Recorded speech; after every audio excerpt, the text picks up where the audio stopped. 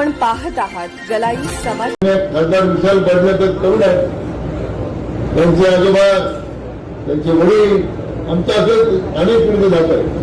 त्यामुळे त्यांचं मी काही त्यांना असं ऑटोमॅटिक मी टिकेट करतो. तुम्ही तेवढा दादू तुम्हाला सगळी शक्यमध्ये समजत येतो या लोकांच्या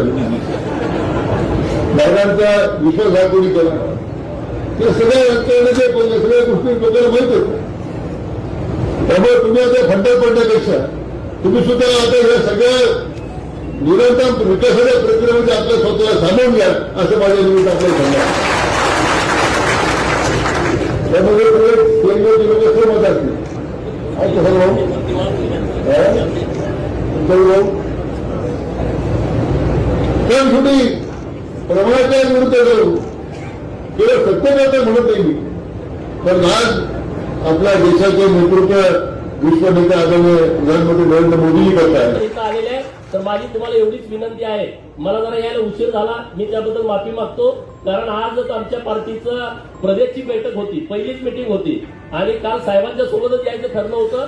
पण म्हणलं आज प्रदेशची पण मिटिंग करावी आणि आज इकडं जावं. परत हेलिकॉप्टरमध्ये बसायची भीती, कारण साहेबांचे चिरंजीव माझ्या शेजारी होते सुजय साहेब. ते म्हणले मी आता हेलिकॉप्टरने विमान वापरायचं बंद केलंय, माझ्या पोटात गोळा झाला, आता म्हणलं जायचं कसं. तर म्हणलं आता जतला पाणी येणार आहे आणि जलसंपदा खात्याचे मंत्री साहेब येणार आहेत, त्यामुळं जतसाठी मागे बघायचं नाही. वाटतं ते झालं तरी जतला पाणी पोहोचवल्याशिवाय आपण राहायचं नाही, या भावनेतून आम्ही आलोय. साहेब तुम्ही आवर्जून आला, आम्हाला वेळ दिला आणि आमचं सातत्यानं तुम्ही ऐकून घेता, त्याबद्दल मी तुमचं मनापासून आभार व्यक्त करतो.